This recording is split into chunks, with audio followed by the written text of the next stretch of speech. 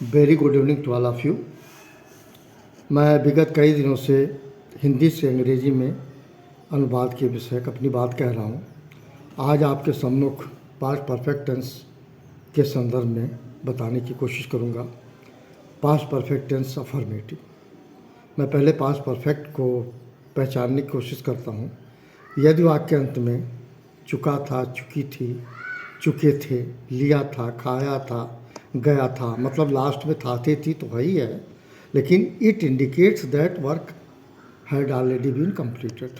काम खत्म हो चुका था, उसका जिक्र आ रहा है, जिसको कहते हैं पास्ट परफेक्ट टेंस। इस टेंस के अंतर्गत सभी टेंस में आप देखेंगे जब ट्रांसलेशन करते हैं तो तीन बातें होती हैं: सब्जेक्ट, वर्ब और ऑब्जेक्ट। बीच में ऑक्सिलरी वर्ब भी होता है। अब मैं सीधा सीधा आता हूँ सवाल पे। मोहन खाना खा चुका था।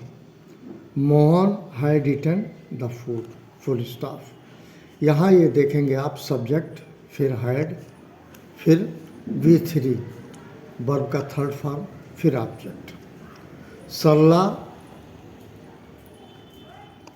एक पत्र लिख चुकी थी। सरला हैड रिटन अ लेटर। ठीक है। उमेश अपना काम कर चुका था। Umesh had done his work. ये ट्रांसलेशन। इसी में एक तरह से कंबाइंड दो सेंटेंस होते हैं पास्ट परफेक्ट के अंतर्गत।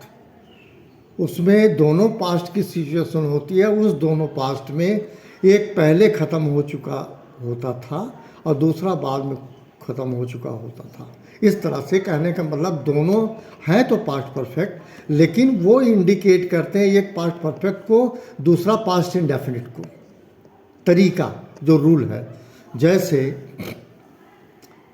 डॉक्टर के आने के पहले मरीज दवा खा चुका था तो क्या होगा? मरीज दवा खा चुका था, डॉक्टर उसके बाद आया, डॉक्टर उस क्या जिक्र उसके बाद में आया तो the patient had taken the medicine before the doctor केम। ऐसे तमाम आएंगे।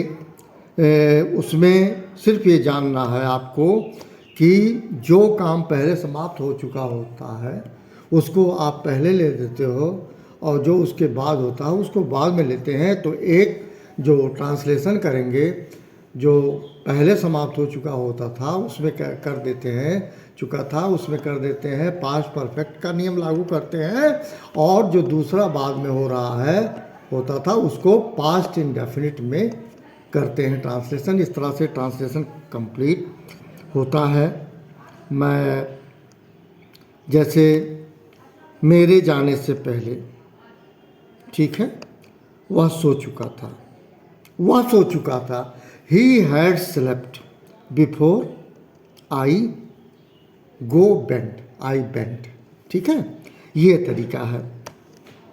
उसके बाद द, ऐसे कुछ भी बना ले, मैं कहीं कन्फ्यूजन नहीं पैदा कर रहा हूँ, सिर्फ आपको ये बता रहा हूँ कि पास्ट परफेक्ट के अंतर्गत यूज ऑफ हैड होता है। अब फिर से रिपीट अगर करूँ तो सब्जेक्ट है, हैड है, V3 है, V3 मतलब वर्ब का थर्ड फॉर्म, ऑब्जेक्ट एटसेट्रा। ये तरीका है पास्ट परफेक्ट टेंस के अंतर्गत अफर्मेटिव सकारात्मक वाक्यों को इस प्रकार से बनाएंगे। और इसको चुका था, चुकी थी का मतलब पास्ट में वो हो चुका था, उसका मैं जिक्र करता हूँ इसमें। ये इसके अलावा इसमें कुछ नहीं है, कुछ भी बना ले।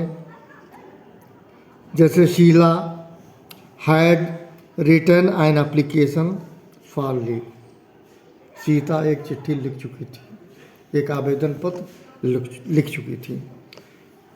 इसको कहते हैं पास्ट परफेक्ट टेंस। ठीक है। इन्हीं अगेन मैं कहूँगा subject plus had plus verb का third form plus object etcetera. Thank you. This is all about today.